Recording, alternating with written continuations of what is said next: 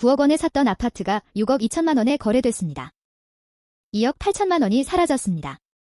그런데 이 집을 산 사람들은 동탄이 나빠질 거라고 생각하지 않았습니다. 오히려 동탄의 미래를 믿었습니다. GTX가 들어오고 삼성과 반도체 산업이 있고 신축 아파트가 많으니 집값은 계속 올라갈 거라고 생각했습니다. 그런데 집값은 미래의 기대만으로 움직이지 않습니다. 호재가 아무리 커도 가격이 너무 높아지면 이야기가 달라집니다. 동탄에 살던 30대 A씨는 서울 출퇴근 때문에 집을 알아보고 있었습니다. 서울 아파트는 너무 비쌌습니다. 그래서 신축 아파트가 많고 교통 호재도 있는 동탄을 선택했습니다. 당시 E씨가 마음에 둔 아파트 가격은 9억 원이었습니다. 주변에서는 모두 좋은 이야기만 했습니다.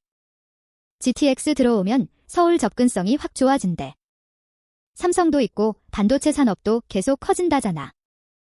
동탄은 신축이라 구축보다 낫지. E씨도 그렇게 생각했습니다. 결국 대출을 받아 9억 원에 집을 샀습니다. 처음에는 가격이 계속 오를 것 같았습니다. 그런데 시장이 바뀌었습니다. 가장 먼저 금리가 올라갔습니다. 대출을 많이 받은 사람들의 부담이 커졌습니다. E씨도 매달 빠져나가는 원리금이 부담스러워지기 시작했습니다. 그런데 집값은 오르지 않았습니다. 오히려 거래가 줄었습니다. 매수자들은 집을 사지 않고 기다렸습니다. 조금 더 떨어지면 사자. 이 말이 퍼지기 시작하면 시장은 급격하게 얼어붙습니다. 9억 원에 나온 집의 문의가 줄었습니다.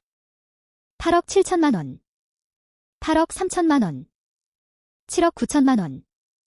가격을 계속 낮춰도 거래가 쉽지 않았습니다. 그러다가 급매물이 나오기 시작했습니다. 7억 5천만 원, 7억 원, 6억 7천만 원. 그리고 결국 6억 2천만 원 수준의 거래가 발생했다고 가정해보겠습니다.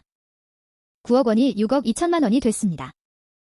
2억 8천만 원이 떨어졌습니다. E씨는 충격을 받았습니다. 하지만 주변 사람들은 이해하지 못했습니다. 동탄은 GTX 들어오잖아.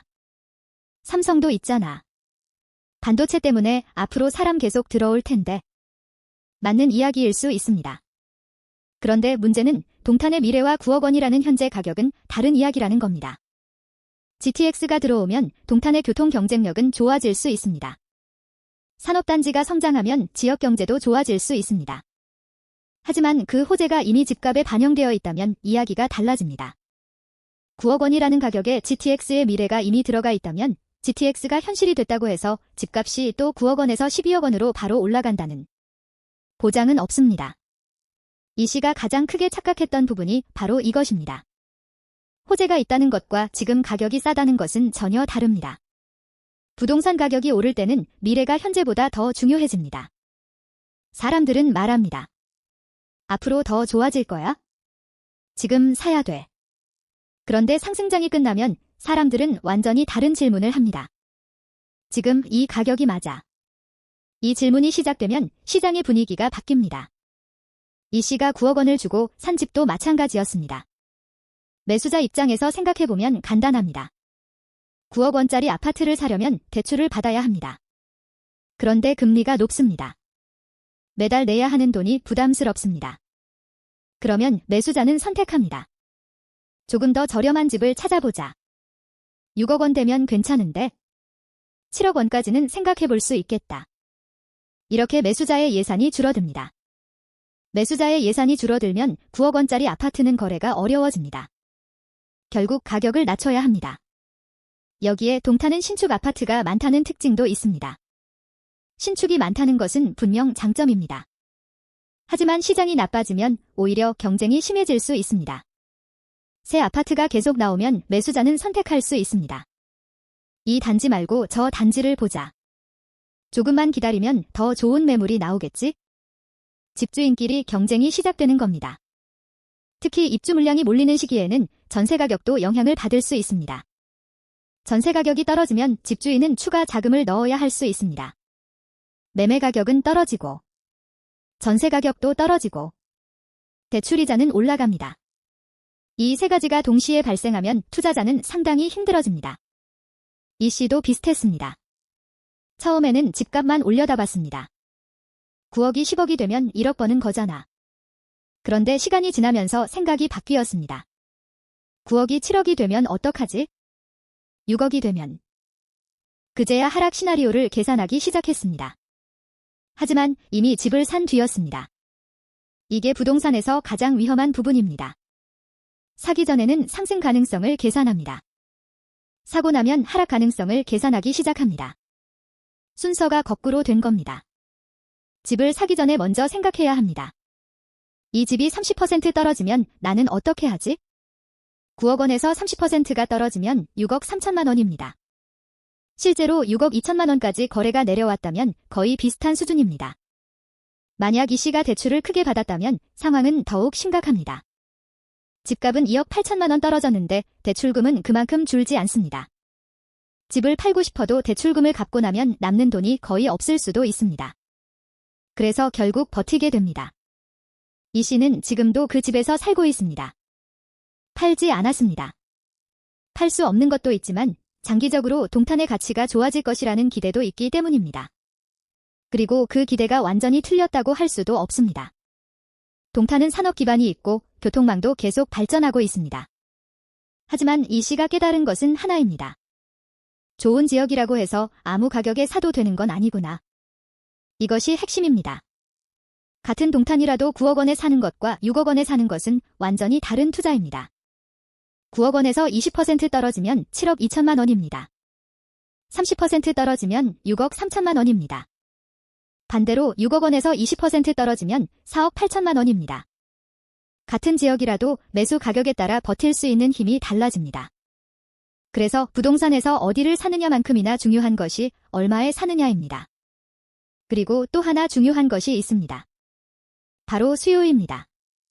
동탄에 좋은 일자리가 많아진다고 해도 사람들이 실제로 어느 아파트를 선택할지는 별개의 문제입니다. 역과 가까운 단지, 학군이 좋은 단지, 상권이 좋은 단지, 커뮤니티 시설이 좋은 단지, 가격이 저렴한 단지, 이런 요소들이 서로 경쟁합니다. 하락장이 오면 그 차이가 더욱 커집니다. 상승장에서는 동탄이면 다 오르겠지라는 분위기가 생길 수 있습니다. 하지만 하락장에서는 동탄에서도 가장 좋은 곳만 사자는 분위기가 생길 수 있습니다. 결국 지역 전체보다 단지별 경쟁력이 중요해집니다. 이 씨는 이제 아파트를 볼 때 GTX 이야기부터 하지 않습니다. 먼저 거래량을 봅니다. 실제로 사람들이 사고 있는지 봅니다. 전세 가격도 봅니다. 실수요자가 얼마를 지불하고 있는지 보기 위해서입니다. 입주 물량도 확인합니다. 앞으로 경쟁할 아파트가 얼마나 나오는지 확인합니다. 그리고 마지막에 GTX와 산업단지 같은 호재를 봅니다. 순서가 완전히 바뀌었습니다. 처음에는 호재를 보고 가격을 믿었습니다. 이제는 가격을 보고 호재의 가치를 판단합니다. 이 차이가 굉장히 큽니다. GTX가 생긴다고 해서 모든 아파트가 똑같이 오르는 것은 아닙니다. 역과 얼마나 가까운지, 실제로 출퇴근 시간이 얼마나 줄어드는지, 그 편리함을 위해 사람들이 얼마를 더 지불할 것인지, 이것이 중요합니다. 호재가 현실이 되더라도 가격이 이미 그 기대를 반영했다면 추가 상승은 제한될 수 있습니다. 반대로 시장이 지나치게 비관적으로 평가한다면 좋은 기회가 될 수도 있습니다. 결국 호재보다 중요한 것은 가격입니다.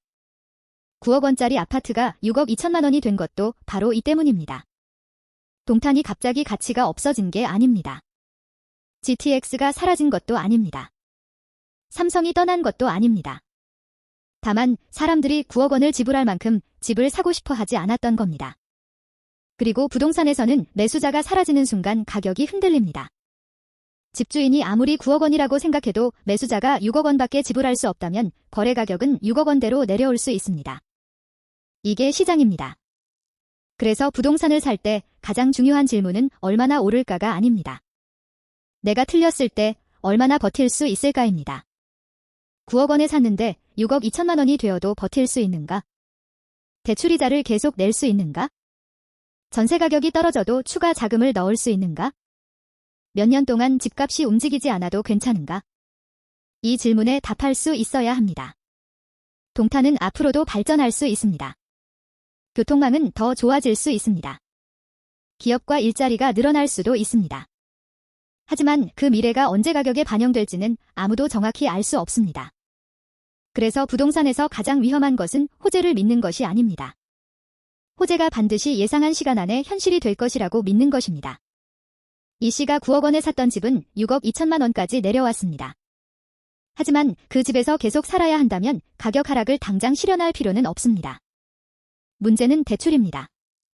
집값은 기다릴 수 있지만 대출이자는 기다려주지 않습니다. 결국 집을 살 때 가장 중요한 것은 좋은 지역을 찾는 것만이 아닙니다. 좋은 가격을 찾는 것입니다. 그리고 그 가격이 틀렸을 때도 버틸 수 있는 대출 규모를 선택하는 것입니다. 동탄의 미래가 좋아질 수 있습니다. 하지만 미래가 좋아진다는 이유만으로 현재 가격까지 안전해지는 것은 아닙니다. 9억 원이 6억 2천만 원이 된 사례가 보여주는 것도 바로 이것입니다. 부동산은 호재를 사는 것이 아니라 가격과 시간을 함께 사는 것입니다. 그리고 그 시간을 버티지 못하면 아무리 좋은 호재도 내 자산을 지켜주지 못합니다.